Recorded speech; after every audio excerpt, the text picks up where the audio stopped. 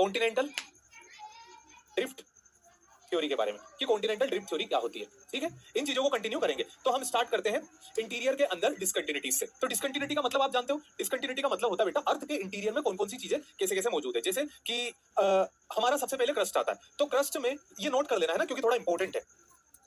आपका जो upper crust है, upper crust and lower crust, this both are separated by the Conrad discontinuity. Note करो इसे, upper crust and lower crust is separated by the Conrad discontinuity. कौन सी discontinuity? So it is the Conrad discontinuity. कौन सा? Upper and lower crust. अब इसके बाद आता बेटा, इसके बाद क्या आता आपका? Crust and mantle. कौन सा? Crust and mantle. तो crust and mantle is separated by the Mohorovicic discontinuity. कौन सी? मोहो डिस्कंटिन्यूटी। फिर से बता देता हूं बेटा, क्योंकि ये थोड़ा इंपॉर्टेंट है, जल्दी से कंप्लीट करेंगे और फिर आगे बढ़ जाएंगे। ठीक है, मोहो डिस्कंटिन्यूटी के बाद आता है आपका मेंटल एंड लोअर मेंटल, यानी upper mantle and lower mantle. This both are separated by the Repetti discontinuity. कौन सी डिस्कंटिन्यूटी? रेपिटी डिस्कंटिन्यूटी। फिर आपका मेंटल एंड कोर, क्या आपका? Mantle and core, this both are separated by the Gutenberg discontinuity. The mantle and core is separated by the Gutenberg discontinuity. किससे separate होते हैं ये? Gutenberg discontinuity. अब कोर जो है आपका, कोर और इनर कोर है ना, जो आउटर कोर और inner core are separated by the Lehmann discontinuity. तो ये हो गई हमारी अर्थ के इंटीरियर में मौजूद डिस्कंटिन्यूटीज। ये याद हो गई सभी को?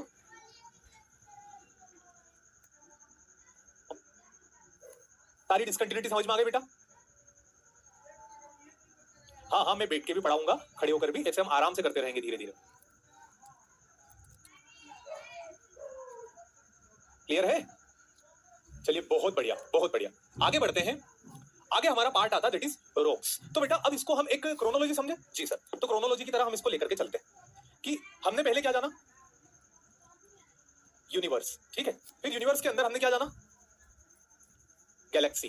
गैलेक्सी के अंदर सोलर सिस्टम, और सोलर सिस्टम के अंदर अर्थ। ठीक है, और अर्थ के इनसाइड में क्या जाती है आपकी? रॉक्स। तो आप जानेंगे चट्टान क्या होती है। ठीक, उसमें पाया जाता सौरमंडल, फिर इसके बाद अर्थ, पृथ्वी, उसके बाद चट्टान। ये चट्टान के बारे में जानेंगे और फिर इनसे बने हुए कॉन्टिनेंट्स को। तो रॉक्स क्या होता है? Rock is an aggregate of one और मोर मिनरल्स। जैसे कि आपका सपोज करो Al2O3। अब दो मिनरल्स हैं हमारे पास, एक ऑक्सीजन है और एक आपका एल्यूमिनियम है। वो दोनों मिला के क्या बना रहे? एक फॉर्मूला बना रहे, या फिर एक कंपाउंड बना रहे। तो हम क्या समझ रहे हैं कि Al2O3 मिलता तो क्या बनती? आपकी एक रॉक बनती जिसके अंदर एल्यूमिनियम भी मौजूद है और ऑक्सीजन भी मौजूद है। Basically it is ore, it is ore of aluminium, that is bauxite, जिससे एल्यूमिनियम निकलता है। तो चट्टान क्या होती?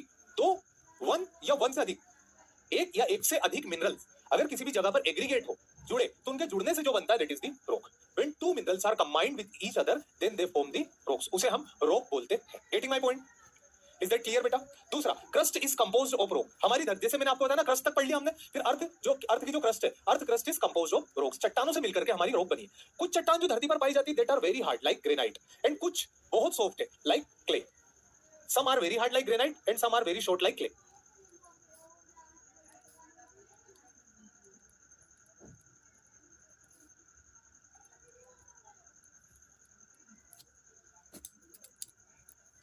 क्लियर है? रॉक्स क्लियर हुआ बेटा? चलो, बहुत बढ़िया। Crust, crust Conrad, mantle crust Mohorovicic, mantle mantle Repetti, Gutenberg core and core core Lehmann. नाज दिया, बिल्कुल सही।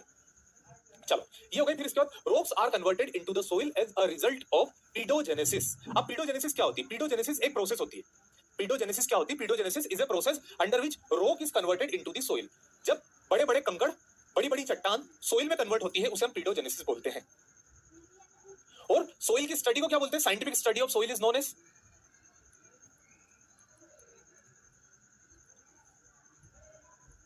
Scientific study of soil. क्या हो जाती है आपकी?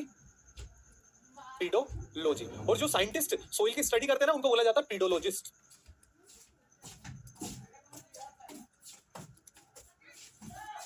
उसे हम क्या बोलते हैं? पीडोलॉजिस्ट। समझ में आ गया बेटा? वेदरिंग का मतलब होता है टूटना। किसका डाउट है? वेदरिंग का मतलब होता है टूटना। कहां लिखा है? अरे यहां तो कहीं भी नहीं लिखा, गधे। वेदरिंग का मतलब होता है बेटा टूटना। तो जब रॉक्स की वेदरिंग होती है तो that are converted into the soil. Clear है यहां तक? जियोलॉजी तो अर्थ की स्टडी है।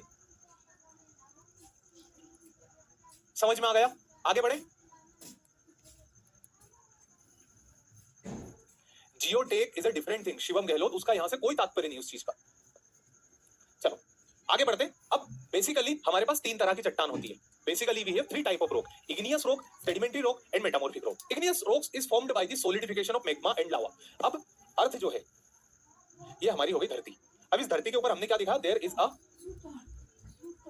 Volcano on the earth. और इस वोल्केनो से क्या हुआ? लावा निकल के बाहर आ गया, है ना। जब ये लावा है, ये लावा जैसे ही आपका सॉलिडिफाई होता है, इस लावा या फिर मैग्मा का जैसे सॉलिडिफिकेशन होता है, उसकी वजह से जो चट्टान बनती है उस चट्टान को हम इग्नियस रॉक बोलते हैं। मतलब अर्थ के अंदर से निकलने वाले लावा जब ठंडा हो जाता है और उसके ठंडा हो जाने की वजह से जो चट्टान बनती है उस चट्टान को हम बोलते हैं आपका इग्नियस रॉक, जिसको हिंदी में अग्नेय चट्टान कहते हैं। हिंदी में अग्नेय क्यों? क्योंकि ये आग जैसे लावा से मिलकर के बनी हुई है। ये आग जैसे लावा से मिलकर के बनी हुई है, तो हो जाएगी आपकी अग्नेय। क्या हो जाएगी? अग्नेय। ठीक है। Example granite and basalt. दो तरह की चट्टान हो गई। कौन कौन सी? एक आपकी ग्रेनाइट और दूसरी आपकी बेसाल्ट। क्लियर है? Granite and basalt. अगला आ जाता है आपका सेडिमेंट्री रॉक। सेडिमेंट्री का मतलब होता है अवसादी चट्टान। अब क्या होता है बेटा? जैसे लावा हमारा यहाँ जमा है, सपोज देखना है ना, जो लावा यहाँ से निकला ये हो गया यहाँ पर जमा। अब क्या होता है? इस लावा के ऊपर हुई आपकी बारिश। अब बारिश की वजह से यहाँ पर बहने लग गई नदियां। क्या बहने लग गई? नदियां। और ये नदियां अपने साथ इस मिट्टी को लेकर के आई और इस मिट्टी को इन नदियों ने कहां डिपॉजिट कर दिया? यहाँ पर। इस मिट्टी को यहाँ से काटा और काटने के बाद उसे यहाँ कर दिया डिपॉजिट। जब मिट्टी यहाँ से खत्म हुई और यहाँ डिपॉजिट हुई, तो वो जो मिट्टी जो जमा हुई है उस मिट्टी को हम बोलते हैं सेडिमेंट्री रॉक। जो एक्सोजेनेटिक एजेंट्स, एक्सोजीनियस प्रोसेस का मतलब होता है दो तरह की प्रोसेस होती है। एक एंडोजेनिक प्रोसेस जो अर्थ के इंटीरियर से होती है, एक एक्सोजेनिक प्रोसेस जो धरती के बाहर से होती है ना। तो अर्थ के इंटीरियर से जैसे भूकंप का आना, जैसे पहाड़ का बनना, ये सब अंदर की प्रोसेस है। और एक्सोजीनियस जैसे सूरज की रोशनी के कारण पत्थरों का टूट जाना, है ना, बारिश के कारण पत्थरों के अंदर दरार आ जाना, ये सब एक्सोजेनिक प्रोसेस है। तो sedimentary rocks are those result of deposition of fragmented rocks of exogenous process. मैंने बोल दिया फ्रेगमेंटेड मतलब टूटी हुई चट्टान जब एक जगह से जाकर के दूसरी जगह जमा हो जाती बह करके, उसे हम बोलते हैं आपका सेडिमेंट्री रॉक। ठीक है। और इसे सेकेंडरी रॉक भी बोलते हैं। Example sandstone, limestone and shale. ये क्लियर हुआ बेटा? ये क्लियर हुआ?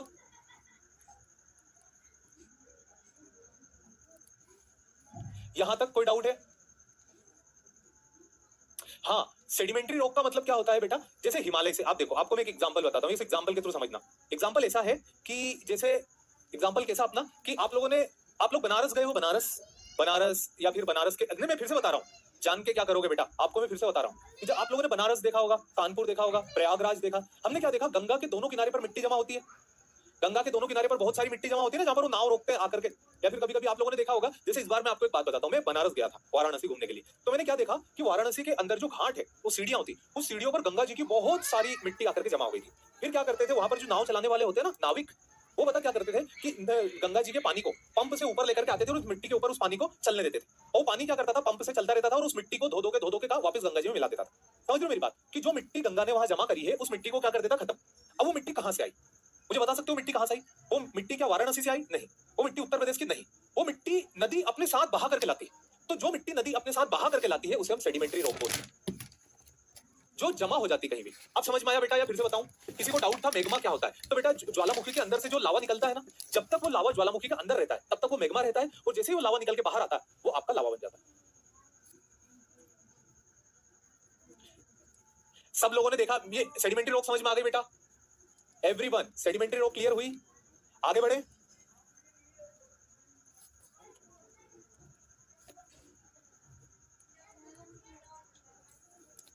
इज इट क्लियर सभी को? Very good, very good. नहीं, घाट जो होते हैं ना, घाट तो आपके सीढ़ियों के होते हैं, पर घाट के किनारे पर आपने देखा ना मिट्टी जो जमा होती है, वो गंगा अपने साथ बहा करके लाती है। तो जो मिट्टी नदी अपने साथ बहा करके ला करके जमा करती है, वो आपकी सेडिमेंट्री रॉक हो जाएगी। Example sandstone, limestone and shale. फिर इसके बाद आती है metamorphic rock. Metamorphic rocks form already, मतलब क्या होता है? जो चट्टान जो यहाँ पर है, ये जमा हुई रॉक जो यहाँ हुई, इस ऑलरेडी बनी हुई रॉक के रिक्रिस्टलाइजेशन के कारण मेटामॉर्फिक रॉक बनती है। मतलब ध्यान से सुनना, मतलब अगर आप ये यहाँ पर ये इतने से वर्ड में आपको क्लियर हो जाएगा।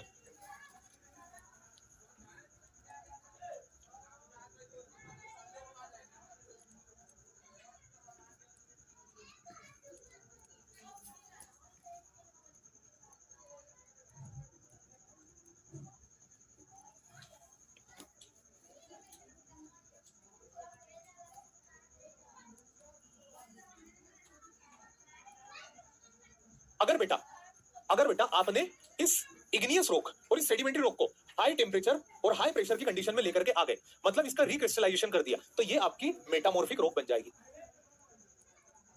हाँ, जब लाइमस्टोन को हम, जैसे कि फॉर एग्जांपल, जब हम लाइमस्टोन को हीट देते हैं, लाइमस्टोन को टेम्परेचर देते हैं, प्रेशर देते हैं, तो कन्वर्ट हो जाता है मार्बल के अंदर। क्लियर हुआ बेटा जी? तीनों तरह की रॉक समझ में आई। इसे टर्सरी रॉक बोलते हैं। ये एक हो गई आपकी आग्नेय, औषधि और रूपांतरित, जो अपने रूप को बदल ले। हाँ, मेटा मतलब चेंजेस, मॉर्फिक मतलब फॉर्म। बताओ, igneous rock, sedimentary rock, metamorphic rock, clear हुई बेटा?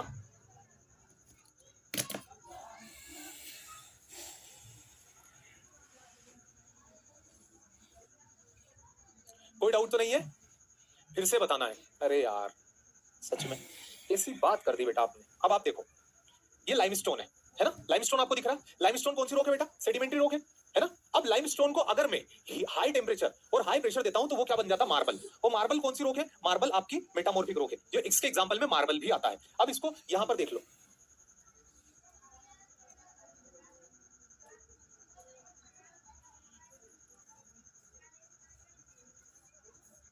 सेडिमेंट्री और इग्नियस रॉक है ना? जब सेडिमेंट्री और इग्नियस रॉक को हम हाई टेम्परेचर प्रोवाइड करेंगे, हाई प्रेशर प्रोवाइड करेंगे, ये हम प्रोवाइड नहीं करेंगे, अर्थ के एटमॉस्फेयर की कंडीशन, अर्थ की कंडीशन उसे high temperature high pressure provide करेगी, तो उसे क्या बनेगी आपकी? Metamorphic rock. इग्नियस रॉक और सेडिमेंट्री रॉक को जब हम high temperature high pressure provide करेंगे तो जाकर के मेटामॉर्फिक रॉक बनेगी।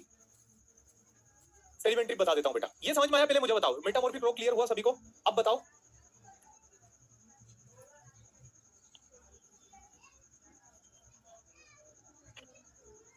मेटामॉर्फिक क्लियर हुआ? ऑब्सिडियन बेटा आपकी इग्नियस रॉक होती है, भंडारी जी।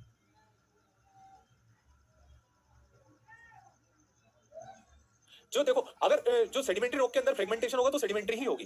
इग्नियस रॉक अगर टूटेगी तो सेडिमेंट्री नहीं बनेगी। इग्नियस रॉक अगर इरोड होगी और दूसरी जगह जमा होगी तब सेडिमेंट्री बनेगी। ठीक है, चलो ये तीनों हो गए। अब सेडिमेंट्री रॉक भी मैंने आप लोगों को बता दी कि किसी पर्टिकुलर एरिया से, ये देखो एक माउंटेन है, ये ज्वालामुखी है ना आपकी, ये ज्वालामुखी से निकला हुआ लावा था। ये क्या था? पूरा का पूरा आपका लावा था। कहां से निकला था? ज्वालामुखी के अंदर से। बहुत गर्म था पहले, अब ठंडा होकर के चट्टान बन गया। इस चट्टान के पास तेज तेज बारिश हो रही थी, यहाँ क्या आ गई आपकी? फ्लड। अब क्या हुआ? बाढ़ में यहाँ से जब नदी चली आगे बहने लगी तो अपने साथ साथ इसको इरोड करके लाई और यहाँ ला करके जमा कर दिया, अपने दोनों किनारे पर नदी ने जमा कर दिया। तो जो यहाँ पर इग्नियस रॉक थी, नदी के जमा करने के बाद वही रॉक सेडिमेंट्री बन गई, वही रॉक आपकी सेडिमेंट्री बन गई। ठीक है, चलो आगे इसके एग्जांपल्स देख लेते हैं, बड़े इंपॉर्टेंट है ये, मोस्ट इंपोर्टेंट पार्ट। तो इग्नियस, सेडिमेंट्री और मेटामॉर्फिक तीन तरह की रॉक होती है और इन तीनों के एग्जांपल्स हम देखते हैं। पहला आपका इग्नियस रॉक। इग्नियस रॉक जो प्राइमरी रॉक होती है, जो अंदर से प्रेजेंट होती है। इसका एग्जांपल है इंट्रूसिव, अगर धरती के अंदर बने, और एक्सट्रूसिव मतलब धरती के बाहर बने। तो इंट्रूसिव में गैब्रो और ग्रेनाइट, एक्सट्रूसिव में बेसाल्ट एंड एंडेसाइट। अगर आप इग्नियस के नीचे गैब्रो, ग्रेनाइट, बेसाल्ट, एंडेसाइट भी लिखोगे तो भी काम हो जाएगा, है ना? आपको इंट्रूसिव, एक्सट्रूसिव या फिर ये नीली लाइन लर्न करने की जरूरत नहीं है।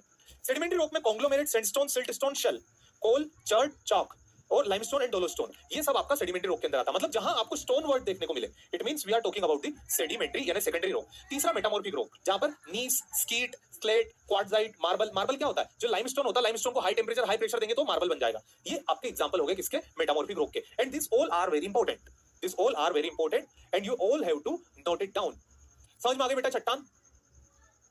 ये एग्जांपल्स हमें याद होना चाहिए, this example should be learn. बिल्कुल आते ऋतु। डोलोमाइट आपका इग्नियस के अंदर आता है और डोलोस्टोन आपका सेडिमेंट्री के अंदर आता है।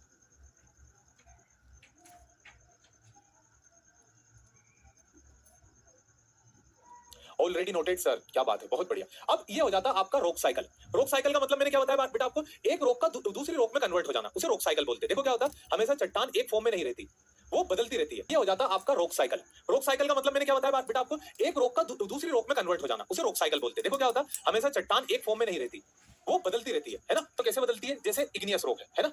इग्नियस रॉक है, कौन सी? Igneous rock. और इस इग्नियस रॉक की वेदरिंग मतलब टूटना, इरोजन और डिपोजिशन हुआ तो ये जो सेडिमेंट है आगे जाकर के सेडिमेंट्री रॉक बन जाएगा। और ये जो सेडिमेंट्री रॉक है, अगर इसे आपने हीट एंड प्रेशर दिया तो मेटामॉर्फिक रॉक बन जाएगी। इस मेटामॉर्फिक रॉक अगर मैग्मा बन गई तो फिर से आपका इग्नियस रॉक बन जाएगी। तो ये चलती रहती है साइकिल। समझ में आई? ये साइकिल चलती रहती है बेटा आपकी।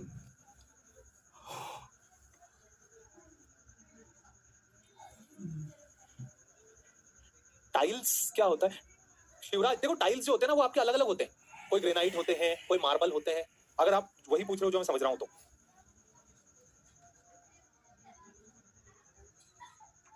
यहां तक क्लियर हुआ?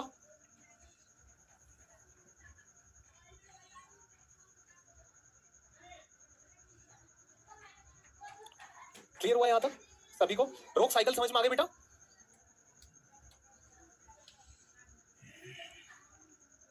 बेटा मेल्ट होने के बाद मैग्मा ही बनेगा, जो चीजें धरती के अंदर चल जाएगी मेल्ट होकर के फिर से मैग्मा बनेगी। अभी मैं आपको बताऊंगा एक जोन जिसको बोला जाता है सबडक्शन और बेनियोक जोन, वहां पर आपको क्लियर होगा।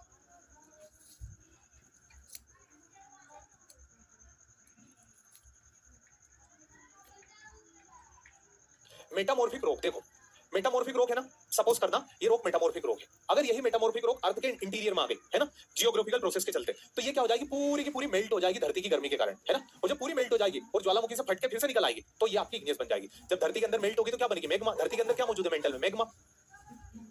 आपको साइकिल इतनी टफ क्यों लग रही? आप देखो ना बेटा, अगर इग्नियस रॉक की वेदरिंग हुई तो उससे बनेगा सेडिमेंट। सेडिमेंट मतलब छोटे छोटे कंकर, और वो कंकर जब जमा होंगे तो बनेगी सेडिमेंटरी रॉक। सेडिमेंटरी रॉक को अगर आपने हीट एंड प्रेशर दिया तो बनेगी मेटामॉर्फिक रॉक, और मेटामॉर्फिक रॉक अगर इंटीरियर में मेल्ट हो गई तो फिर से बन जाएगी इग्नियस रॉक, और ये चलती रहेगी, ये चलती रहेगी ये साइकिल। क्लियर है? अब बताओ जल्दी से। Okay, very good very good. चलो आगे बढ़ते हैं। अब देखो यहां तक हम क्या क्या देखा था हमने, ये हमारी क्रोनोलॉजी की तरफ चलते हैं। हम चट्टान पर आ गए, है ना। हम कहां पर आ गए बेटा, चट्टान पर। यूनिवर्स से चट्टान पर तो आ गए। अब आगे हमें क्या जानना है, कॉन्टिनेंट जिसके ऊपर हम रहते हैं। आगे हमें क्या जानना है, कॉन्टिनेंट, इन जिन कॉन्टिनेंट्स के ऊपर हम सभी लोग स्टे करते हैं। चलो तो हमारी अर्थ पे आज टोटल 7 कॉन्टिनेंट्स है बेटा। कितने कॉन्टिनेंट्स है, हाउ मेनी? 7 कॉन्टिनेंट्स है अर्थ के ऊपर। लार्जेस्ट कॉन्टिनेंट एशिया, है ना। एक नया कॉन्टिनेंट भी आजकल न्यूज में आ रहा है जिसका नाम है जीलैंडिया। कहां पर है? न्यूजीलैंड के पास और कोलेडिना आइलैंड से मिलकर के बना हुआ है। एक्चुअल में ये सबमर्ज्ड आइलैंड है। इसका मेजर अमाउंट में जो पार्ट है वो धरती के अंदर छुपा हुआ है, और इसको माइक्रो कॉन्टिनेंट की कैटेगरी के अंदर भी रख सकते हैं क्योंकि बहुत बड़ा साइज में नहीं है। तो ये हो जाएगा आपका जीलैंडिया। एक और जो ऑप्शन हमारे पास आता है, बट जब तक कि वो हमारी किताबों के और इनके अंदर प्रॉपर मेंशन नहीं होता तब तक हम 7 के साथ चलते हैं। तो हमारी अर्थ के ऊपर आज बेटा 7 कॉन्टिनेंट है। कौन कौन से? North America, south America, India, north America, south America, Asia, Africa, Antarctic, Europe और ऑस्ट्रेलिया। ये हमारे पास आज 7 कॉन्टिनेंट है। ठीक है, हमारे पास टोटल कितने कॉन्टिनेंट है? अभी 7 कॉन्टिनेंट है। स्टिल इंडिया की अभी हम बात नहीं करेंगे। निखिल मौर्य, एंडोजेनेटिक फोर्स जो है ना, वो अगले लेक्चर में पूरा टॉपिक है बेटा, उसके बारे में उसको हम अगले लेक्चर में डिस्कस करेंगे। तो हमारी अर्थ पर आज टोटल 7 कॉन्टिनेंट है। बट जब अर्थ बनी थी, जब अर्थ का फॉर्मेशन हुआ था, क्या उस वक्त भी अर्थ के ऊपर टोटल 7 कॉन्टिनेंट थे? क्या उस वक्त अर्थ के ऊपर 8 कॉन्टिनेंट थे, या 15 थे, या 20 थे, या 5 थे, या 1 था? ये बड़ी एक क्यूरियोसिटी हो गई हमारे दिमाग में कि आज हमने बोल दिया यहाँ अफ्रीका है, यहाँ नॉर्थ अमेरिका है, यहाँ साउथ अमेरिका है, यहाँ ये है, यहाँ वो है। ये बात आज हमने सबने कर ली, बट क्या जब धरती बनी थी तब भी ऐसी कंडीशन थी? इस चीज को जानने के लिए हमारे अंदर क्यूरियोसिटी बढ़ी थी, और इस क्यूरियोसिटी को खत्म किया था सर अल्फ्रेड वेगनर ने। अल्फ्रेड वेगनर ने 1912 में, अल्फ्रेड वेगनर कौन थे? एक जर्मन मीटीरियोलॉजिस्ट थे। कौन? जर्मनी से थे, जर्मन मीटीरियोलॉजिस्ट। कौन थे ये? अल्फ्रेड वेगनर साहब।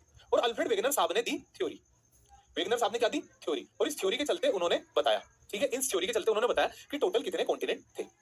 रशिया एशिया में, देखो बेटा स्वप्निल, रशिया का ऐसा बोला जाता है कि रशिया की जो कैपिटल है मॉस्को, वो तो आपकी जाती है यूरोप के अंदर, पर रशिया का मेजर हिस्सा एशिया के अंदर आता है। ठीक है, तो कॉन्फ्लिक्टेड कंट्री है।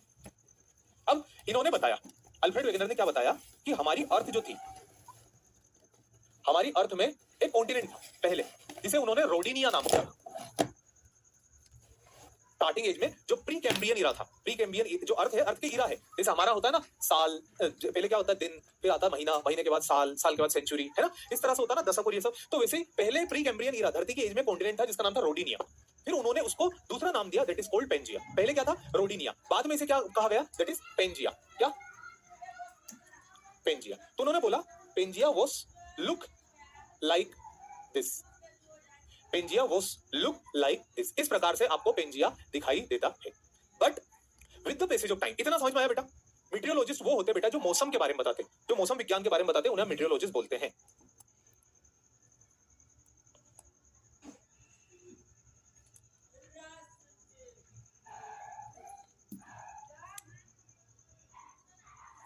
बेटा क्या क्वेश्चन पूछ रहे हो स्वप्निल मिश्रा? पेंजिया तक समझ में आया जो कहानी मैंने अभी तक आपको बताई according to Alfred Wegener?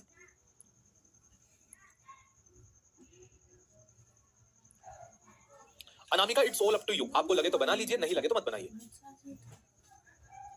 Clear हुआ बेटा? प्लीज एक्नॉलेज मी कि आप लोगों को समझ में आ गया हो, ताकि मैं आगे बढ़ूं।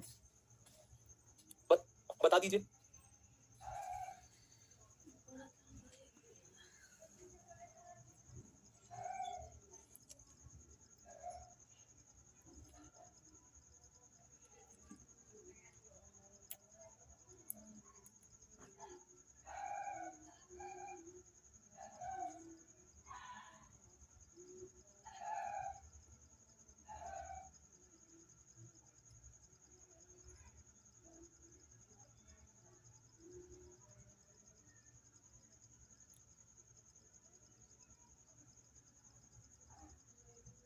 हाँ, ओके ओके, आई थिंक आप सभी लोगों को समझ में आ गया। मैं चाबी देने चला गया था।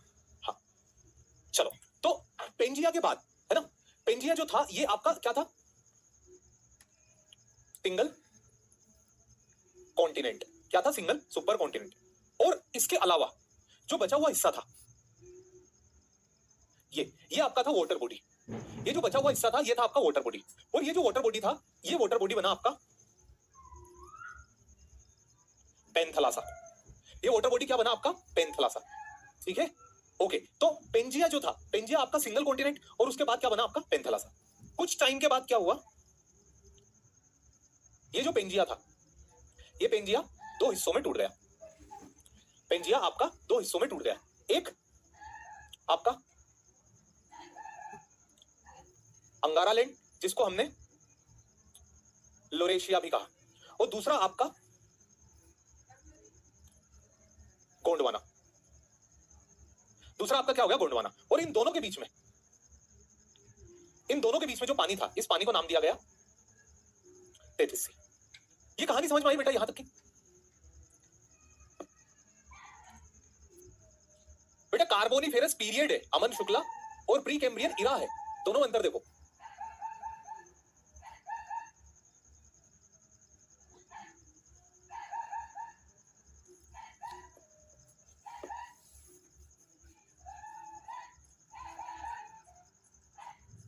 बेटा रितु पहले कुछ यूनिट तो कंप्लीट करे, फिर पीवाईक्यूएस भी करेंगे। क्वेश्चन आते हैं ना, क्यों नहीं आते? अगर क्वेश्चन नहीं, देखो क्या होता है कि जब तक हम ज्योग्राफी को सही से जानेंगे नहीं, तब तक मजा कैसे आएगा? पहले हमारा एक कॉन्टिनेंट था, वो क्या था आपका? Pangaea. And Pangaea was broken into two part, Angara land and Laurasia. Angara land and Laurasia, इन दो पार्ट में टूट गया। ठीक है, अब क्या हो गया? ये जो गोंडवाना था, ये गोंडवाना आपका कई टुकड़ों में टूटा। South America, Africa, Antarctica, India, Australia, ऐसे टूटता गया। और ये लोरेशिया जो था, ये आपका कौन कौन से में टूटा? ये टूटा आपका एशिया के अंदर, यूरोप के अंदर और नॉर्थ अमेरिका, ऐसे ये फर्दर टूटते गए। इस तरह से कॉन्टिनेंट बने। तो अगर आपसे कोई पूछे कि कॉन्टिनेंट्स बने कैसे, तो शुरुआत में कॉन्टिनेंट सब एक थे, एक से मिलकर के बने, फिर एक से वो टूट टूट के अलग होते रहे। पेंथलासा मतलब वाटर बॉडी बेटा। इतना क्लियर हुआ? ये समझ में नहीं आ रहा है क्या? इतना सिंपल भाषा में मैंने आपको लोगों को बताया। चलो नहीं आ रहा तो यहाँ देखो, यहाँ से समझ में आएगा। Propose that the continent once joined together in a single landmass called Pangaea। ये जितने भी कॉन्टिनेंट थे ये सिंगल लैंडमास से जुड़े हुए थे, उसे हम पेंजिया कहते थे। ठीक है, अब पीछे आपको ये दिखाई दे रहा, ये जो दिखाई दे रहा अर्थ के ऊपर एक शेप, ये आपका हो जाएगा पेंजिया। ये आपका हो जाएगा पेंजिया। समझ में आ गया?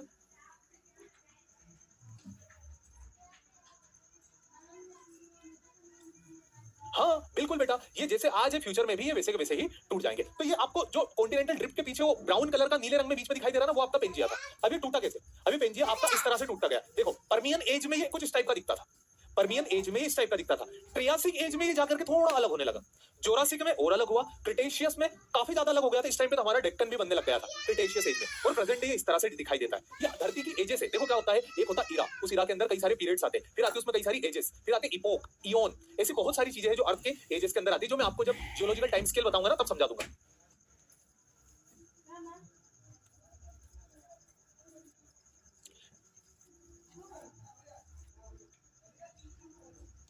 ये फोटोग्राफ डायग्राम समझ में आ रहा बेटा?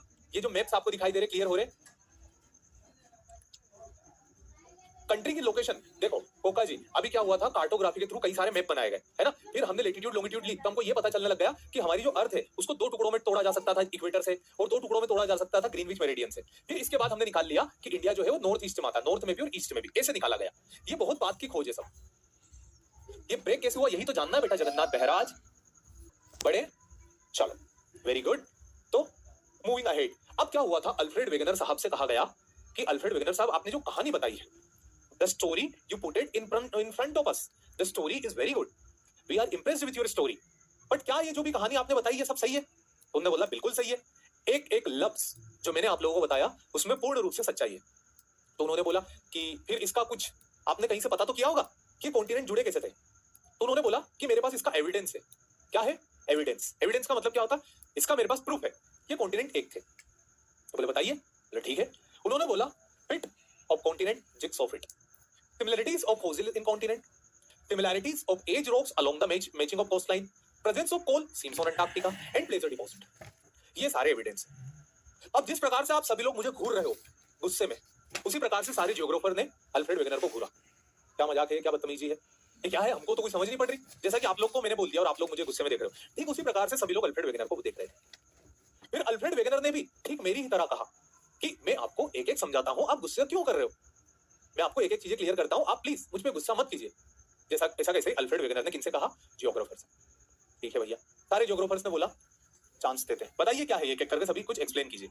अब उन्होंने सबसे पहले बोला fit fit of the continent jigsaw fit.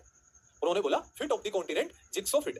Jigsaw fit का मतलब क्या होता है? जिग्सॉ फिट का मतलब उन्होंने बताया कि जितने भी कॉन्टिनेंट्स है वो कॉन्टिनेंट्स की कोस्टल लाइन, मतलब उनका तट या फिर उनकी समुद्री रेखा एक दूसरे कॉन्टिनेंट के साथ मैच होती है।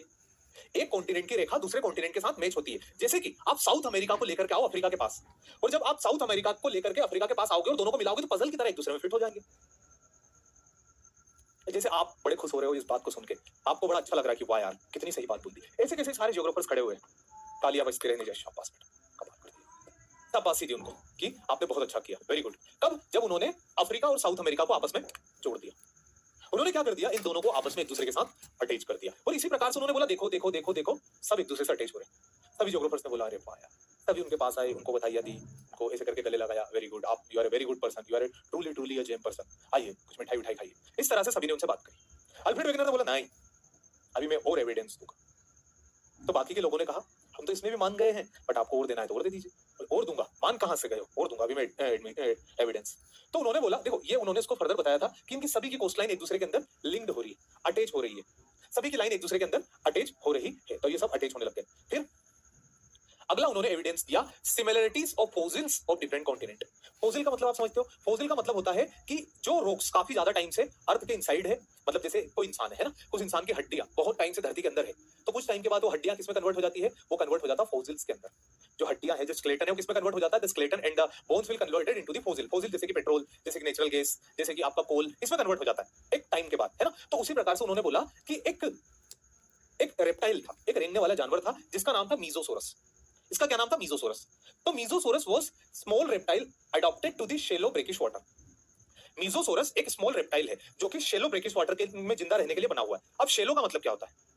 शोरलाइन का मतलब होता है बेटा किनारे, शैलो का मतलब होता है छिछला। ये हो गया आपका गहरा पानी और ये हो गया आपका छिछला पानी, ठीक है। तो एक ऐसा मगरमच्छ टाइप की प्रजाति है जो कि ऐसे शैलो वाटर के अंदर रह सकता, बस ऐसे गहरे पानी में नहीं रह सकता, ऐसे गहरे पानी में नहीं रह सकता। कैसे में रह सकता? शैलो वाटर में, साथ ही साथ ब्रेकिश वाटर में। ब्रेकिश का मतलब आप जानते हो? ब्रेकिश का मतलब होता है तीन तरह के पानी होते हैं, एक एकदम फ्रेश वाटर, एक एकदम सोल्ट वाटर, और इन दोनों के बीच का इसे हम बोलते हैं ब्रेकिश वाटर। जो फ्रेश वाटर से थोड़ा ज्यादा खारा हो और सलाइन वाटर से एकदम कम खारा हो, उसे हम बोलते हैं आपका ब्रेकिश वाटर। जैसे कि नदी का पानी कैसा होता है? नदी का पानी हो जाएगा आपका फ्रेश वाटर, समुद्र का पानी हो जाएगा आपका सोल्ट वाटर, और नदी और समुद्र जहां मिलेंगे वो हो जाएगा आपका ब्रेकिश वाटर। तो उस ब्रेकिश वाटर में एक मगरमच्छ टाइप प्रजाति पाई जाती थी जिसको मीजोसोरस बोलते थे। तो उन्होंने बोला ये मीजोसोरस साउथ अमेरिका में भी मिला इसका स्केलेटन, और इसी का स्केलेटन हमें अफ्रीका में भी मिला। तो बोले हाँ, तो इससे क्या बोलना चाह रहे हो? बोले इससे मैं ये बोलना चाह रहा हूं कि ये जो शेलो वाटर में तैर सकता, बस मतलब कम गहरे पानी में, उसने इतना लंबा चौड़ा समुद्र कैसे पार किया होगा? हाउ? Question mark. बोले पॉसिबल ही नहीं है। बोले ये मीठे पानी नॉर्मल पानी में रह सकता, इतने खारे पानी में कैसे गया? Question mark. नहीं पता। बोले ये तब गया था जब ये दोनों कॉन्टिनेंट आपस में क्या हुए थे? जुड़े हुए थे। बोले जब ये दोनों कॉन्टिनेंट एक दूसरे के साथ आपस में जुड़े हुए थे तब ये रेंग के इस कॉन्टिनेंट से इस कॉन्टिनेंट के पास आया। तो कहने का मेरा मतलब है कि अगर ये दो जगह मिल रहा है मतलब ये कॉन्टिनेंट दोनों आपस में पहले कभी जुड़े हुए थे। बात मेरी समझ में आई? इज दैट क्लियर बेटा जी? अगर क्लियर हो गया हो तो आगे बढ़ेंगे। ये बताओ, तब तक मैं एक और एग्जांपल देता हूं। ये देखो, इस तरह से ये जो स्पीसीज है ये अलग अलग कॉन्टिनेंट पर मिलती है, जो सेम स्पीसीज है, जो पानी के अंदर तैर नहीं सकती। अब ये कहां से मिलती है? जो यहां मिलती है वहां पर कैसे मिल सकती है? जब ये कॉन्टिनेंट जुड़े हुए होंगे तब ये चल चल के इधर से उधर गई, रेंग के, चल के, ये सब चली गई। इस वजह से हमें इनके स्केलेटन अलग अलग जगह दिखाई देते हैं। तो उनका कहने का मतलब था इसीलिए सारे कॉन्टिनेंट आपस में जुड़े हुए थे। सभी लोगों ने बोला यार अल्फ्रेड साहब मानना पड़ेगा आपको। बोले ये था मीजोथोरस, इस तरह का दिखाई देता है। ये किसके अंदर तैर सकता है बेटा? ब्रेकिश वाटर के अंदर। आप इसको जाइए, आप इसको पकड़ लीजिए, मतलब पकड़ तुम ये सिर्फ आपको काट सकता है।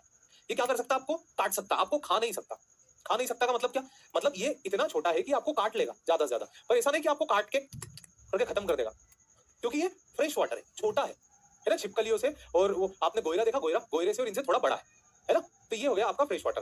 But this is the salty, जो खारे पानी के अंदर तैर सकता है। किसके अंदर तैर सकता है? खारे पानी के अंदर। तो आप इस मगरमच्छ के सामने कभी भी नहीं जाइए, ठीक है? इसके सामने आप कभी भी नहीं जाइए। वो मैं आपको बता रहा हूं कि कुछ इस टाइप से दिखाई देता है, सुमित कोहली, कुछ इस तरह से वो दिखाई देता है। और ये है आपका फ्रेश सोल्ट वाटर। आप समझ रहे हो कि फ्रेश वाटर और सोल्ट वाटर में कितना अंतर है? फ्रेश वाटर के मगरमच्छ आपको कहां देखने को मिलेंगे? जैसे कि आप चंबल रिवर का नाम सुना होगा, चंबल के अंदर आपको फ्रेश वाटर के देखने को मिलेंगे। उसके बाद आपको नर्मदा के अंदर फ्रेश वाटर क्रोकोडाइल देखने को मिलेंगे। सोल्ट वाटर आप देख रहे हो कितना बड़ा है। हे प्रभु, हे हरिराम कृष्ण जगन्नाथम प्रेमानंद, ये कितना बड़ा है, बहुत बड़ा है। ये इतना बड़ा है कि ये आपको काटेगा नहीं, ये खा जाएगा। ये कहाँ मिलता है? ये सुंदरवन में मिलता है, ये चिलिका में मिलता है, चिलिका उड़ीसा, ये भीतरकनिका उड़ीसा के अंदर देखने को मिलता है। मतलब ये खारे पानी ब्रेकिश वाटर के अंदर दिखाई देता है, खारे और मीठे पानी के अंदर। बहुत खतरनाक मगरमच्छ है साहब, ठीक है। इसके बाद एक और, दिस इज कॉल्ड लेमूर। इसे हम क्या बोलते हैं? लेमूर। अब ये लेमूर आपको मेडागास्कर में भी दिखाई देता और यही लेमूर आपको इंडिया में भी दिखाई देता। दो जगह आपको ये सेम लेमूर दिखाई देता। मतलब ये इतने लंबे 4800 किलोमीटर के समुद्र को क्या ये तैर के पार कर सकता है क्या? नहीं कर सकता, नहीं कर सकता। तो ये हमें यहां से वहां कैसे मिलेगा? जब ये आपस में जुड़े हुए होंगे। सबने बोला यार कमाल है यार वेगनर साहब, आज तो आपने दिल जीत लिया, गजब। चलिए अच्छी बात है, आगे बढ़ते हैं। वेगनर साहब ने बोला और सुनिए मेरी बात। तो बोले बताइए। उन्होंने बोला कि अगर आप साउथ अमेरिका की और अफ्रीका की रॉक्स को निकालोगे और उन रॉक्स की रेडियोमेट्रिक डेटिंग करोगे, मतलब रॉक्स की स्टडी करोगे, एज की स्टडी करोगे, तो आपको क्या देखने को मिलेगा? कि दोनों ही रॉक की एज इक्वल है। जब आप रॉक्स की एज स्टडी करोगे तो आपको क्या देखने को मिलेगा? कि दोनों ही रॉक्स की एज इक्वल है, मतलब दोनों रॉक का एज हमें बराबर देखने को मिला। तो जब सिमिलर एज देखने को मिलेगी, वो कब मिलेगी? जब दो कॉन्टिनेंट एक दूसरे के साथ जुड़े हुए थे, तभी वो सेम सेम टाइम पर बने हुए होंगे। तो ये उन्होंने तीसरा एविडेंस दिया कि उनकी सबकी उम्र बराबर है।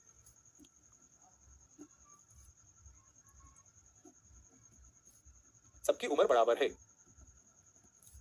एक स्पीसी दो जगह पैदा तब होगी बेटा जब उस जगह पर उसके कुछ ना कुछ तो जीन पूल होंगे, तभी। प्राची, वेगनर साहब ने बेटा बिल्कुल ईगो में ले ली। वेगनर साहब ने बोला अभी भी रुको। जियोग्राफर्स आए थे उनके पास एंजॉय करने के लिए। उनके पास कुछ बढ़िया वो मिठाई लाए थे, कुछ कांच की बोतलें थी जिसके अंदर कुछ लिक्विड था पीने के लिए। वो सारी चीजें उनके लिए लेकर आए थे। किसके लिए? वेगनर साहब के लिए। पर वेगनर साहब ने मना कर दिया।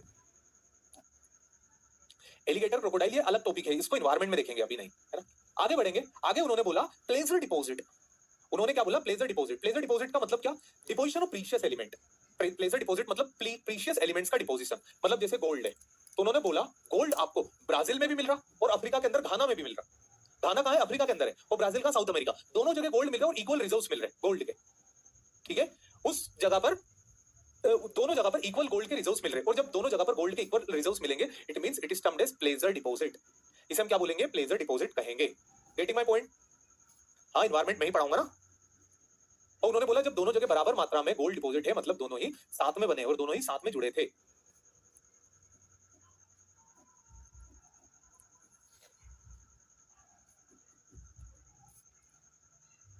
आगे बढ़े।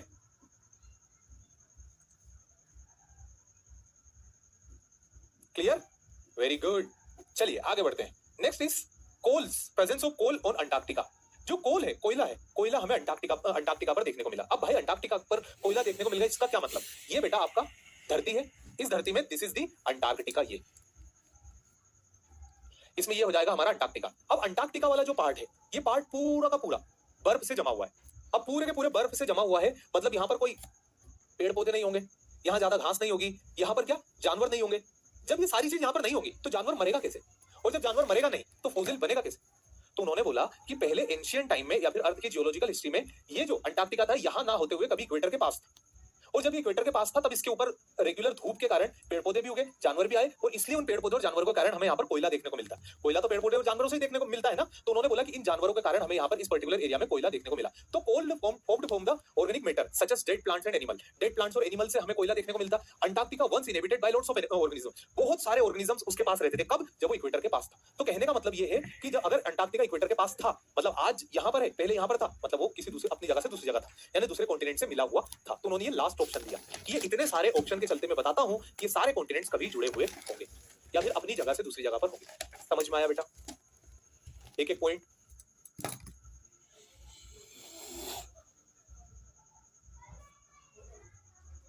सभी को क्लियर हुआ?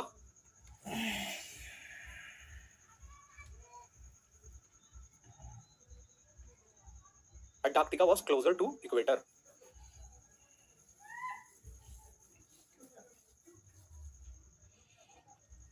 ठीक है बेटा, ये सारी प्रूव्ड चीजें थी उन्होंने, तो इसको हम हाइपोथेसिस नहीं बोल सकते, ये थ्योरी हम बोलते हैं, कॉन्टिनेंटल ड्रिफ्ट थ्योरी, है ना। अब इतना तो उन्होंने बता दिया। फिर कई ज्योग्राफर्स ने उन्हें पूछा कि यार वेगनर साहब, आपने इतने अच्छे तरीके से, अच्छा अब जैसे आप स्टार्टिंग में आप लोग भी कंफ्यूज थे ना, जिग्सो फिट क्या होता है, सेम फोसिल क्या होता है, सेम रॉक एज क्या होती है, प्लेजर डिपॉजिट क्या होता है, अंटार्कटिका कोल क्या होता है, आप ऐसे परेशान थे स्टार्टिंग में। बट जैसे मैंने आपको क्लियर किया, वैसे वैसे अल्फ्रेड वेगनर ने बाकी के ज्योग्राफर्स को भी समझा दिया था। अब आप लोगों को क्लियर हुआ, बाकी के ज्योग्राफर्स तो आ गया, आप लोगों को समझ में आया जो बताया?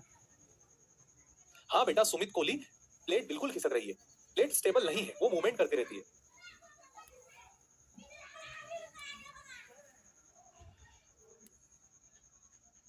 सभी को समझ में आ गया? ठीक है, चलो सभी को क्लियर हो गया। तो आप में से कुछ छात्र जो कि अभी कुछ देर पहले पूछ रहे थे, वैसे के वैसे अल्फ्रेड वेगनर से कुछ ज्योग्राफर ने पूछा कि 1 मिनट, एक्सक्यूज मी जेंटलमैन, ये टूटे कैसे, जरा बताइए, हमको इनके टूटने का कारण भी जानना है कि किस प्रकार से ये जो कॉन्टिनेंट्स थे ये टूट गए, ये ब्रेक हो गए, इसका जरा कारण बताइए। तो अल्फ्रेड वेगनर ने बोला बिल्कुल जानिए, बिल्कुल बताते हैं हम आपको कारण। तो उन्होंने कारण जो दिए, वो कारण उन्होंने बताया कि जो धरती है, धरती अपनी एक्सिस पर यूं घूमती है जिसको हम बोलते हैं रोटेशन, और सूरज का राउंड घूमती है जिसको हम बोलते हैं रिवॉल्यूशन। अपनी एक्सिस पर रोटेशन और सूरज का राउंड क्या हो जाता है? रिवॉल्यूशन। तो उन्होंने बोला जब धरती अपनी एक्सिस पर ऐसे ऐसे ऐसे ऐसे ऐसे करके यूं घूमती है ना, तो इसके ऊपर चांद यानी मून, सूरज यानी सन, ये दोनों उसके ऊपर क्या लगाते हैं?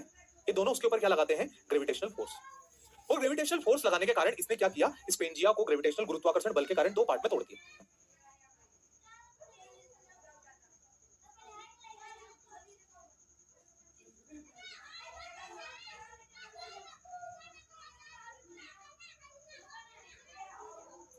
अब सर निकल गए, सर को घर पे सामान वामान भी लेने हैं, अगली बार मिलवाऊंगा आप लोगों से। ओके चलो, हाँ तो मैं क्या बोल रहा था कि इसके ऊपर सन और अर्थ, सन और मून दोनों ने इसके ऊपर क्या लगाया? Gravitational force. किसके ऊपर? अर्थ के ऊपर। अब जब सन यानी सूरज, मून यानी चांद ने धरती के ऊपर ग्रेविटेशनल फोर्स लगा के धरती को दो टुकड़ों में ट्रक करके तोड़ दिया। क्या कर दिया? तोड़ दिया। अब ये किसने बोला? ये अल्फ्रेड वेगनर ने बोला। तो बाकी के ज्योग्राफर ने बोला अरे नहीं नहीं नहीं नहीं, झूठ बोल रहा है। क्यों? क्योंकि अगर सन और मून में इतनी ताकत होती, सन और मून में अगर इतनी ताकत होती कि धरती को दो भाग में तोड़ दे, सन और मून में अगर इतनी ताकत होती कि धरती को दो भाग में तोड़ दे, तो उनके अंदर इतनी ताकत भी होती कि धरती को घूमने से रोक दे। अगर सन और मून में इतनी ताकत होती कि वो अर्थ के टुकड़े कर सकते हैं कॉन्टिनेंट के, तो उसमें इतनी ताकत तो आराम से होगी कि वो धरती को घूमने से रोक सकते। इसलिए उन्होंने बोला ये कारण आपका महान अल्फ्रेड वेगनर साहब फेल हो जाता। समझ में आया ये ग्रेविटेशनल फोर्स वाला कॉन्सेप्ट?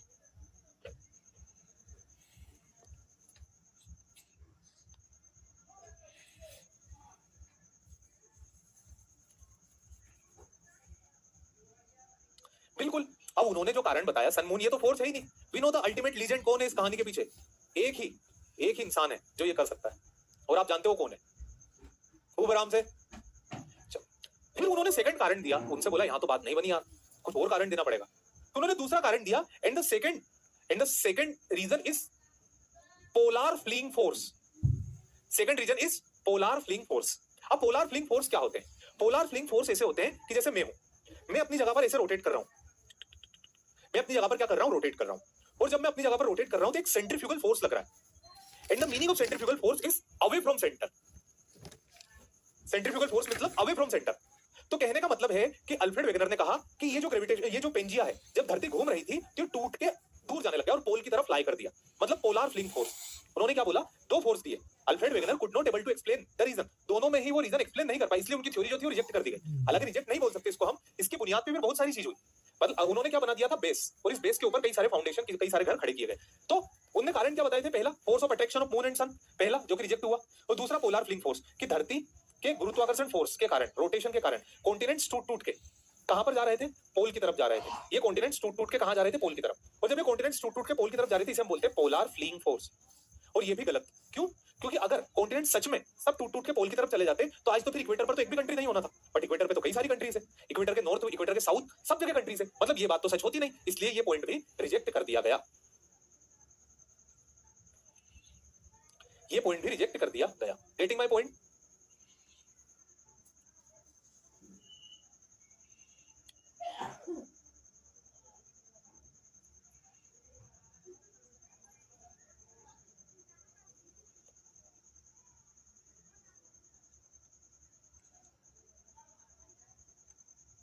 क्लियर है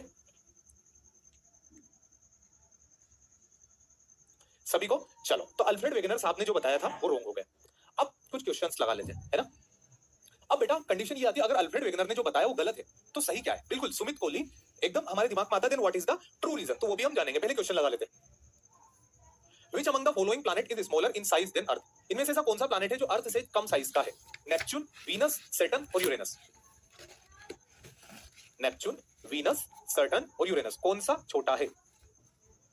एकदम सही जवाब बेटा, Venus is the small planet, smaller than other three और स्मॉलर देन द अर्थ, सो हमारा बी राइट आंसर बन जाएगा। अगला question, Which of the following is not a correctly image? इनमें से कौन सा करेक्टली इमेज नहीं है? इसके लिए हम पोल करेंगे। अब देखो, प्राइम मेरिडियन 0 डिग्री पर है, इंटरनेशनल डेडलाइन 180 डिग्री पर है, आर्कटिक सर्कल 66.5 डिग्री नॉर्थ पर है, पर क्या Tropic of Cancer 23.5 degree south पर है? क्या Tropic of Cancer 23.5 degree south पर मौजूद है? ये हमारा क्या बन गया क्वेश्चन। तो देखते हैं इनमें से कौन सा ऑप्शन सही गलत। आपको नॉट करेक्ट बताना है बेटा, नॉट करेक्ट बताना है। ए बाबू मोशाय, नॉट करेक्ट। जिस हिसाब से आपके चैट्स दिख रहे, वो देख करके ऐसा लग रहा है कि आप लोग जो आंसर करोगे एकदम गड्ढे में गिरोगे। Time is about to end and let's see the correct answer, and the correct answer is given by 57.4% लोग ने उसका सही जवाब दिया है। कितने लोगों ने? 57, बाकी लोगों ने गलत जवाब दिया है। Let's see the leader, Rahul, Kaushik, Amit, Ayush and R K, आप लोगों ने सही जवाब दिया। राहुल को वीडियो कॉल ट्राई किया जाएगा, देखते हैं वीडियो कॉल आप तक। राहुल अगर आप सही कंडीशन में हो तो ही उठाना, लाज रख लेना हमारी इज्जत की। जय हिंद बेटा, आई होप आपको मेरी आवाज आ रही होगी। आप तो एकदम इग्नियस रॉक्स के आगे बैठ करके क्लास ले रहे हो, बढ़िया सेडिमेंट्री रॉक्स की ईंट को जमा जमा कर आप क्लास ले रहे हो। आई थिंक आपको मेरी आवाज नहीं आएगी, बट आपको मेरी आवाज उसके अंदर सुनना पड़ेगा। आप दिख गए वही बहुत बड़ी बात है, क्योंकि मुझे ज्यादा चलाते नहीं आता है। वेरी गुड, बहुत अच्छी बात है। वाह यार बेटा, खूब पढ़ो। चलो, है ना, आपने को सिलेक्ट होना है, अपना खूब ध्यान रखना, खूब आगे बढ़ना, भगवान का आशीर्वाद है आपके साथ। चलिए, हाँ भी कर दिया उनने, बहुत अच्छी बात है। मेरी आवाज आ रही है क्या आपको? नहीं आ रही है। कौशिक, यार ये तो बढ़िया सही ऑप्शन है। कौशिक को लगाया तब भी आपने उठा लिया। बस बेटा बस, अब दूसरे को लगाते हैं। मेरे को ऐसा लगता है एक बार में एक को ही लगता है। आयुष कश्यप को लगाया जाए। राजू फोन उठा। कोई जल्दी नहीं आयुष, आराम से आप प्रॉपर। जय हिंद बेटा, बहुत बढ़िया, आपने बिल्कुल सही जवाब दिया। Very good, many congratulation. मुझे आपकी आवाज नहीं आ रही, और आई थिंक अच्छी बात भी है कि मुझे सुनने को नहीं मिलता। चलो बहुत बढ़िया बेटा, काट दिया उन्होंने तो। चलो, ये हो गया क्या हमारा ट्रॉपिक ऑफ कैंसर। बढ़िया बेटा, आप लोगों से बात करके अच्छा लगा। Let's see the ahead. हाँ, ये देखते हैं, ये क्वेश्चन अगर सही करोगे तो जानेंगे, है ना। आगे देखते हैं। Which one of the following difference located between 165 degree east and 165 degree west? 0 degree, 12 degree, 22 degree, 0 hour, 12 hours, 22 hours and 24 hours, कितना डिफरेंस है इन दोनों के बीच में? अब देखते हैं, इसको जो करेक्ट आंसर देगा वो एकदम लीजेंड होगा।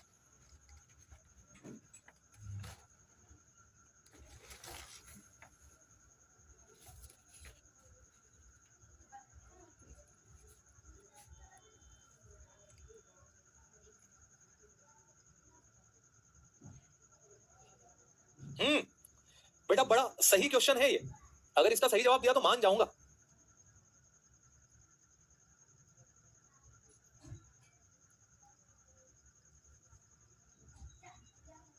हाँ, okay, the poll is about to end और already end and the answer is C, end. 15% बच्चों ने एकदम सही जवाब दिया। लाज तो मेरी किसी ने नहीं रखी, पॉकेट में गधो तुम लोगों के लिए टूटी टांग में पढ़ा रहा हूं, मेरे सामने मत आ जाना यार। 15% लोगों ने सही जवाब दिया और बाकी के तुम लोगों के लिए मैं हवा पानी बचा रहा हूं, इन्वायरमेंट पढ़ा रहा हूं। हैं कैसे? अरे यार पहले तो मैं लीडर्स को देख लेता हूं, जिन्होंने सही जवाब दिया उनसे बात करते हैं, बनता है आज तो। रिदम शेरन, उठाइए बेटा फोन।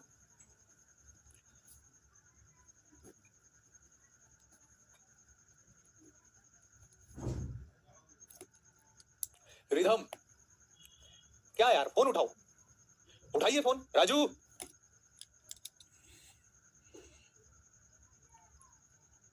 जगन्नाथ, फोन उठाना बेटा।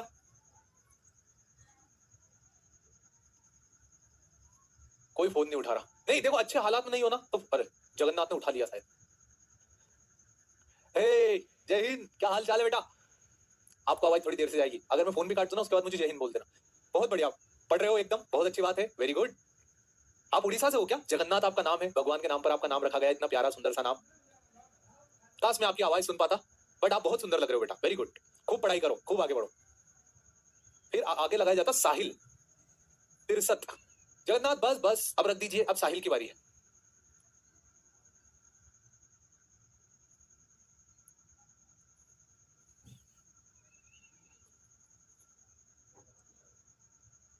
मेहुल सिंह, चलो आपको नहीं लग रहा। रश्मि बेटा, फोन आ जाए सही कंडीशन में हो तो उठा लेना, वरना कोई वो नहीं है।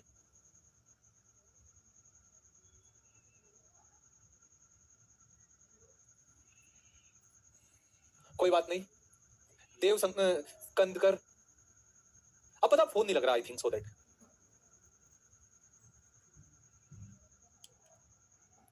चलो कोई बात नहीं, अच्छी बात है। अब इस पॉइंट को समझो, इस पॉइंट को समझो। ये पॉइंट ऐसा बेटा कि आपकी है 0 डिग्री, है ना? आपको दो जगह के टाइम पूछे, एक 165 डिग्री ईस्ट और 165 डिग्री वेस्ट। इन दोनों में कितना अंतर है, इन दोनों में कितने वक्त का अंतर है, तो इन दोनों में कितने घंटे का अंतर है, उसे हम कैसे निकालेंगे? हमको क्या पता है, हमारी अर्थ मतलब एक घंटे में टोटल कितने डिग्री होते हैं? 15 डिग्री। एक घंटे में कितने डिग्री होते हैं? 15 डिग्री, ये पता है ना, क्योंकि हमारी अर्थ टोटल 360 डिग्री कवर करती है। कितने घंटे में? 24 घंटे में। जैसे धरती यहां से घूम करके वापस इसी जगह पर आती 24 घंटे में और कवर करती 360 डिग्री। अब 360 डिग्री कितने 24 घंटे में? तो एक घंटे में कितना कवर करेगी? 360 डिवाइडेड बाय 24 निकल के आ जाएगा 15। तो एक घंटे में अर्थ कितना कवर करती है? 15 डिग्री। एक घंटे में 15 डिग्री, ये तो हमारा एक डेटा आ गया।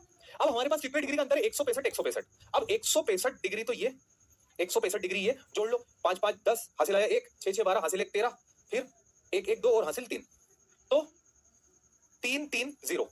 ये हमारे पास टोटल डिग्री है, जो कि जिसके बीच का हमें घंटे बताना है। अब एक घंटे 15 डिग्री, तो 15 डिग्री से इसको कर दो डिवाइड, है ना? 15 डिग्री से इसको डिवाइड किया, 15 दून 30, बच गए 3, है ना?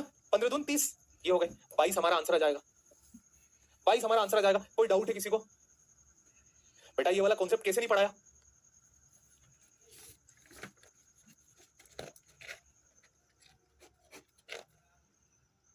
क्लियर हो गया? एक टाइम कैसे निकला बताओ, समझ में आ गया?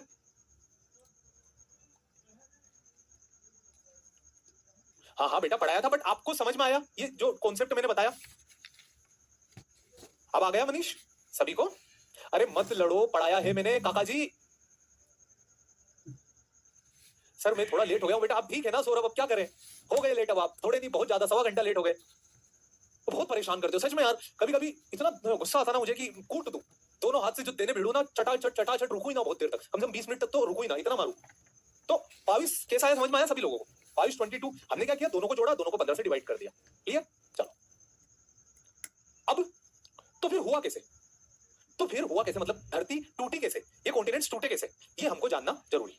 अब जानना जरूरी है तो कैसे हम इसको जानते हैं? एक तो मैंने, गजब यार, मैं बोल रहा हूं कि मारूंगा और वो लोग हंस रहे हो। आप लोगों को डर नहीं लगता है क्या? थोड़ा भी? थोड़ा डरो मुझसे, क्योंकि वाकई में बहुत खतरनाक आदमी हूं मैं फिर। तो बेटा अब बात करते हैं कॉन्टिनेंट्स हमारे टूटे कैसे। तो कन्वेक्शनल करंट थ्योरी, एक थ्योरी दी गई जिसका नाम, जो थ्योरी प्रोवाइड की गई थी आर्थर होम्स के द्वारा 1930 में। 1930 में आर्थर होम्स ने थ्योरी दी, जिस थ्योरी को हमने बोला कन्वेक्शनल करंट थ्योरी। मेरी बात को ध्यान से सुनना। उन्होंने क्या बोला, हमारी अर्थ के अंदर, अपनी धरती जो है ना बेटा, इस अर्थ के अंदर, ये अर्थ है, इस अर्थ में दिस इज दी कोर, और ये जो मेंटल वाला हिस्सा है, इस मेंटल वाले हिस्से में कुछ सेल्स चलते हैं जो ऐसे ऊपर जाते हैं, फिर ऐसे आते हैं, फिर नीचे जाते हैं और फिर यहां मिल जाते हैं। मतलब ये सेल्स कुछ इस प्रकार से चलते रहते। कैसे चलते रहते बेटा, आप समझ रहे हो ना कि यहां से ऊपर गए, फिर इधर घूमे नीचे और साइकिल कंप्लीट। जैसे हमारी चेन होती है, चेन को देखा हमने साइकिल की, वो घूम के वापस वहीं आ जाती है, ठीक उसी प्रकार से सेल्स घूम के वहीं आ जाते हैं। तो ये क्या कर रहे हैं, अर्थ के इंटीरियर से मैग्मा चेंबर से गर्मी के कारण ही ऊपर की तरफ जा रहे हैं, और ऊपर की तरफ जाकर के किसको हिट कर रहे हैं, आपकी क्रस्ट को। सेल्स बार बार नीचे से गए क्रस्ट को हिट किया, नीचे से गए क्रस्ट को हिट किया, नीचे से गए क्रस्ट को हिट किया। जब बार बार हम क्रस्ट को ऐसे टक टक टक करके हिट करेंगे तो एक टाइम के बाद क्या होगा, ये क्रैक आ जाएगा इसके अंदर, और ये क्या हो जाएगी, आपके दो टुकड़ों में टूट जाएगी। ठीक इसी प्रकार से हमारा जो पेंजिया था, वो पेंजिया भी दो टुकड़ों में टूटा था। कैसे, वो पहले एक था पर नीचे से सेल हिट किया, नीचे सेल हिट किया, और एक टाइम के बाद दो पार्ट में टूट के अलग अलग हुए। दिस इज आर पेंजिया, है ना। तो यहाँ पर देखिए कि this currents are generated due to radioactive element. अब यहाँ पर हमारे क्या है, रेडियो एक्टिव एलिमेंट है। कहां पर, यहाँ पर मौजूद है रेडियो एक्टिव एलिमेंट। अब ये रेडियो एक्टिव एलिमेंट जब एनर्जी को इमिट करते हैं तो बहुत ज्यादा गर्मी प्रोड्यूस करते हैं, और ये गर्मी ऊपर की तरफ जाती है। इसे बोला जाता है, ये वाला जो पोर्शन है इसको बोला जाता है राइजिंग लिम्ब। इसे क्या कहा जाता है, राइजिंग लिम्ब ऑफ सेल। जो सेल्स का ऊपर वाला राइजिंग लिम्ब है, और ये जो नीचे आ रहा है ना, इसको बोला जाता है डिसेंडिंग लिम्ब। डिसेंडिंग लिम्ब, यहां पर ये जो नीचे की तरफ आ रहा और ये जो ऊपर की तरफ जा रहा है, दैट इज राइजिंग लिम्ब। अब ये जो राइजिंग लिम्ब है, ये राइजिंग लिम्ब बार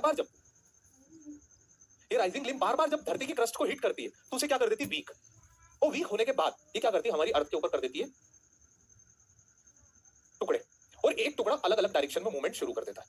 और इसी प्रकार से हमारा जो पेंजिया था वो ऐसा था, और इन राइजिंग लिम्ब से वो टूट के ऐसा हो गया। समझ में आया बेटा, क्लियर हुआ। Love hide behind your anger. Durgesh ऐसा कुछ नहीं है बेटा, कोई लव नहीं है एंगर के पीछे। एंगर म्हणजे एंगर, खूब कुटाई होगी। अब आप डरते नहीं हो, दैट इज डिफरेंट थिंग। बहुत महंगा पड़ेगा आपको, मेरे से नहीं डरना सभी को। जगन्नाथ बेहरा, क्या हाल चाल है बेटा, अभी आपको देखा हमने आपको देखा। Clear, this is how volcano formation will be done. बिल्कुल अर्जुन, इसी प्रकार से ज्वालामुखी फटती है। लिम्ब से वो ऊपर जाता है और उसको तोड़ देता है।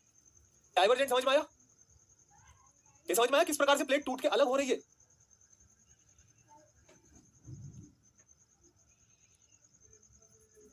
ठीक है, चलो अब इसी ये जो उन्होंने बताया, ये बड़ी प्यारी बात थी बेटा, जो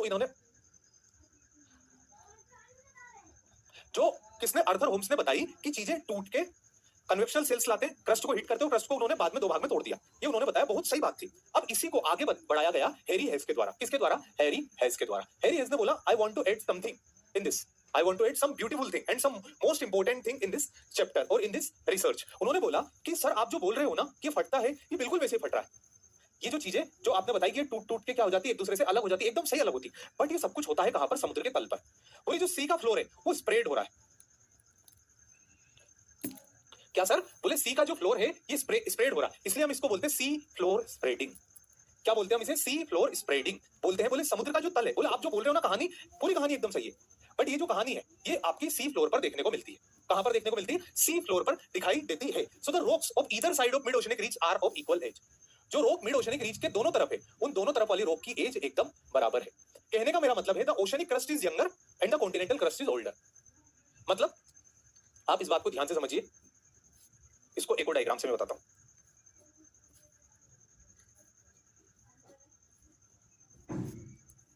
ये अब बेटा क्या हुआ, ये है आपका समंदर। क्या है ये आपका समुद्र। अब यहां से क्या निकल रहा, लावा। उन्होंने क्या बोला, ये सेल्स यहां आते हैं और यहां पर लावा निकालते हैं। तो उन्होंने बोला कि जब वो लावा निकालते हैं, ये दोनों तरफ बराबर लावा जमा होता है, मतलब इन दोनों चट्टानों की उम्र बराबर है। कुछ टाइम के बाद क्या होती है, ये फिसल के दूर हो जाती है, इन दोनों की एज बराबर हो गई। फिर ये और दूर हो जाएगी, मतलब इन दोनों की एज बराबर है। फिर ये और दूर, मतलब इन दोनों की एज बराबर है, क्योंकि ये एक साथ निकली ये हुए। फिर किसके यहां और इन दोनों की एज हमेशा बराबर रही। तो उन्होंने बोला जैसे निकलते हैं, ये इसके मिड ओशनिक रीच के पास वाला हिस्सा सबसे यंग होता है, और ये ओल्ड, और ये ओल्डेस्ट। समझ में आया।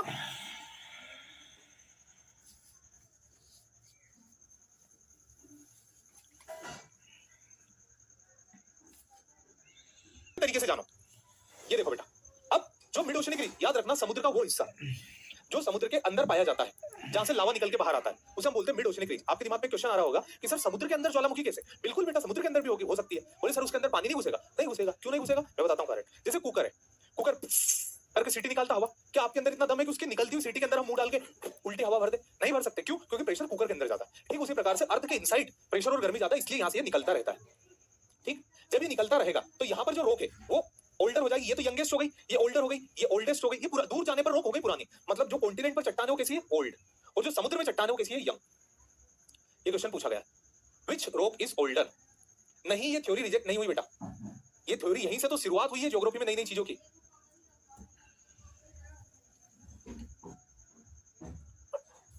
हाँ भाई बोलो मेरे लाल, समझ में आया कि नहीं आया? हाँ, लावा निकलने से बाद में आपको आइलैंड भी देखने को मिलेगा। देखो इतना अच्छा फोटोग्राफ है, अगर आप उसको जानो तो कितना अच्छे से समझ में आ जाए।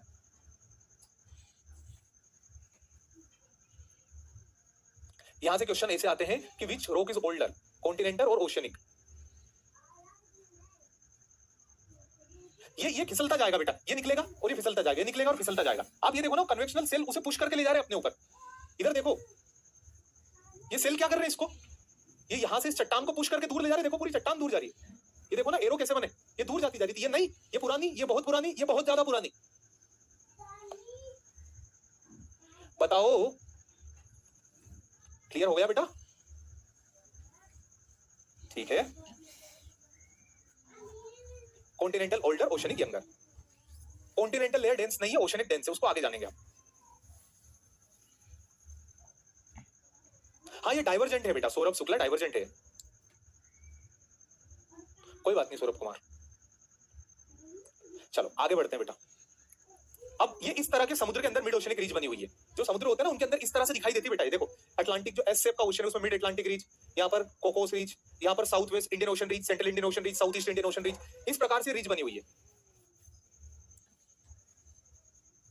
हर ओशियंस के अंदर ये ऐसे बनी हुई है।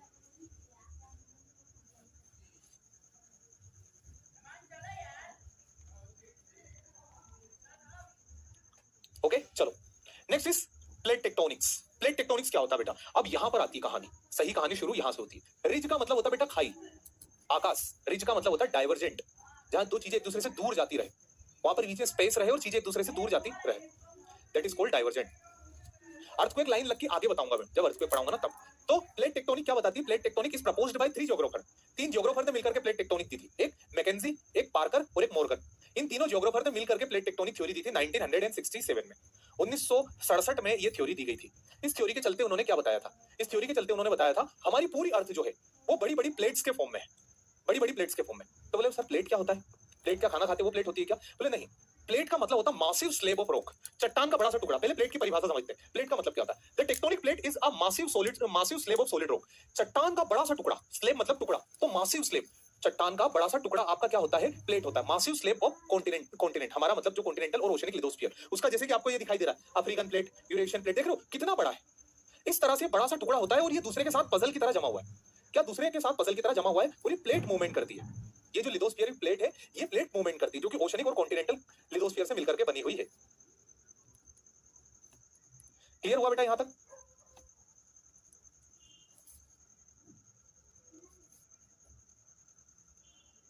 यहां तक क्लियर हुआ?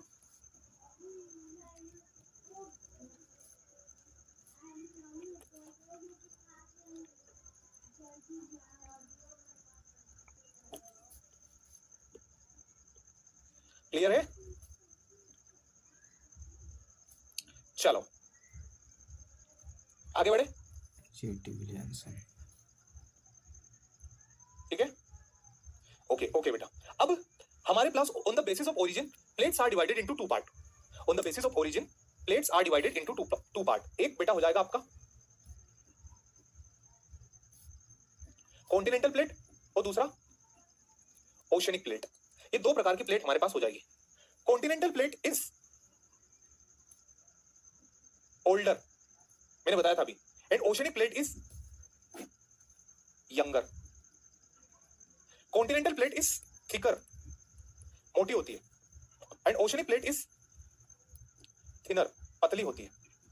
कॉन्टिनेंटल प्लेट जो है it is lighter, oceanic plate is darker. Continental plate less dense, oceanic plate denser than continental plate. Continental plate made up of andesite and basalt. And the andesite and granite. And oceanic plate is made up of basalt. Major element in continental plate is silicon and aluminium. Major element in continental plate in oceanic plate is silicon and magnesium. Darker का मतलब रंग में आपको dark नहीं दिख रही बेटा, ये कॉन्टिनेंटल प्लेट है, ये ओशनिक प्लेट है और ये कॉन्टिनेंटल प्लेट है ना. तो कॉन्टिनेंटल प्लेट देखो मोटी है, थोड़ी लाइटर भी है, थोड़ी भूरी भूरी दिख रही और कितनी काली दिख रही.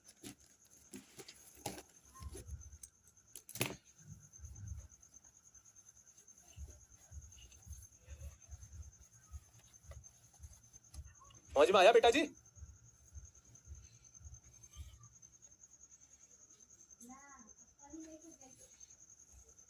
डेंसर मतलब ज्यादा डेंस है, और डेंस मतलब, अरे यार डेंसर मतलब कंपैरेटिवली डिग्री कंपेयर कर रहे हैं ना, उसको डेंसर की जगह आप मोर डेंस लिख सकते हो. कैसे बात कर रहे हो यार? डेंसर का मतलब होता है इसकी डेंसिटी कॉन्टिनेंटल प्लेट की डेंसिटी कम है और ओशनिक प्लेट की डेंसिटी ज्यादा है.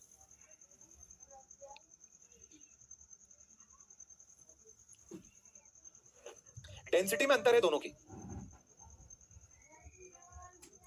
क्लियर हुआ बेटा जी? बढ़ू बढ़ू मतलब आगे.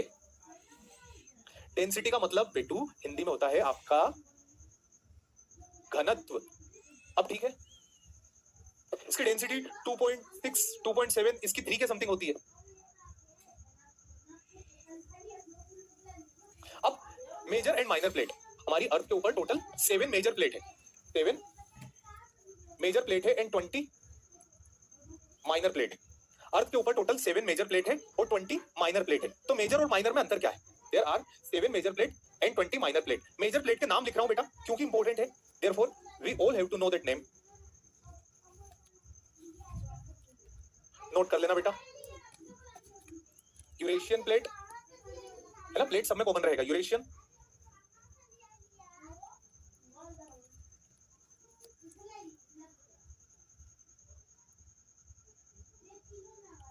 Indo Australian, Eurasian, Indo Australian, African, Eurasian, Indo Australian, African, Pacific, north American,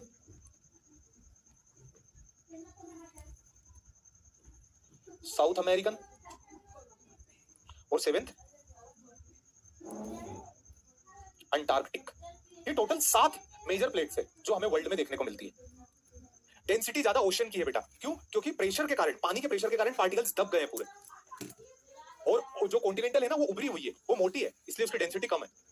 और ये पतली है क्योंकि दबाव कंप्रेशन के कारण ये दब चुकी है. देखो बेटा, रिच वाटर में होती है प्राची और कॉन्टिनेंट के ऊपर रिफ्ट होती है. कॉन्टिनेंट के ऊपर रिफ्ट और पानी में रिच. कॉन्टिनेंट के ऊपर हम रिफ्ट वैली बोलते हैं और पानी के अंदर मिड ओशियनिक रिज बोलते हैं या फिर ओशियानिक रिज.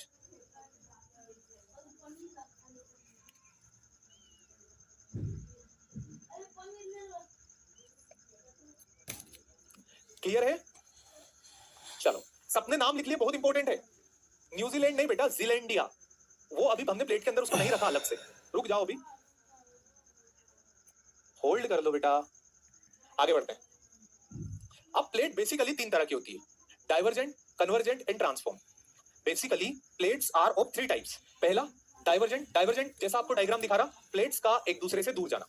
दूसरा कन्वर्जेंट, जिसमें प्लेट्स का एक दूसरे के पास आना. और तीसरा ट्रांसफॉर्म, मतलब प्लेट अलग अलग जाएगी बट एक दूसरे से नहीं टकराएगी, दोनों का आने जाने का डायरेक्शन ही अलग होगा. ये समझ में आया? प्लेट जो होती है, इन प्लेट्स के मूवमेंट के कारण ही, इन प्लेट्स के मूवमेंट के कारण ही पेंजिया टूटा. वो जो पेंजिया टूटा वो लगभग इन्हीं प्लेट्स के मूवमेंट है. तो वहां पर डाइवर्जेंट हुआ था. क्या हुआ था? डाइवर्जेंट हुआ था. तभी आपका पहले क्या था? पेंजिया. आफ्टर डाइवर्जेंट क्या हो गया आपका? अंगारा लैंड एंड गोंडवाना. कन्वर्जेंट का क्या पहले था आपका?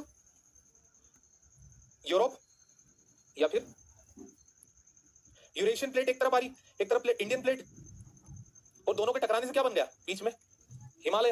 हालांकि इसको हम आगे जानेंगे, अभी नहीं बताऊंगा, सस्पेंस है. तो ये डाइवर्जेंट में क्या, चीजों का दूर जाना.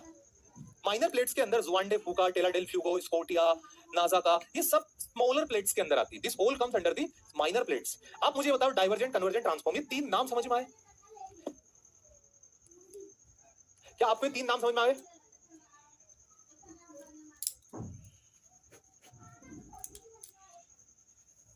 निहाल बेटा, वेलकम आपका क्लास के अंदर। आज आपका पहला लेक्चर है, आपने बोला कि हमारा पहला लेक्चर है, आपका वेलकम कर दिया मैंने। अच्छा लग रहा है आपको? कैसा फील हो रहा है मुझे बताइए? How are you feeling now? एकदम अच्छा लग रहा? Very good. Convergent continental form वो आगे बात करेंगे बेटा, है ना? अगेन बता दीजिए। अरे यार बेटा क्या करते हो रे गधो? देखो, जब दो प्लेट प्लेट समझ में आ गई, प्लेट मतलब मासिव कॉन्टिनेंटल स्लैब, कॉन्टिनेंट का बड़ा सा टुकड़ा, उसे हमने क्या बोल दिया? प्लेट। और ये प्लेट आपस में टकराती है, ये प्लेट आपस में टकराती क्यों? क्योंकि कन्वेक्शनल सेल्स चल रहे हैं। किसके? आर्थर होम्स ने बताए थे वो। तो आर्थर होम्स ने जो सेल्स बताए थे, उन सेल्स की वजह से प्लेट मूवमेंट करती है। कभी कभी प्लेट पास आती है तो उसे कन्वर्जेंट बोल देते हैं, कभी कभी प्लेट दूर जाती है उसे डाइवर्जेंट बोल देते हैं, और कभी कभी प्लेट ट्रांसफॉर्म होती है, एक जगह से दूसरी जगह मूवमेंट करती है, उसे हम ट्रांसफॉर्म बाउंड्री बोलते हैं। समझ में आया भैया जी? अब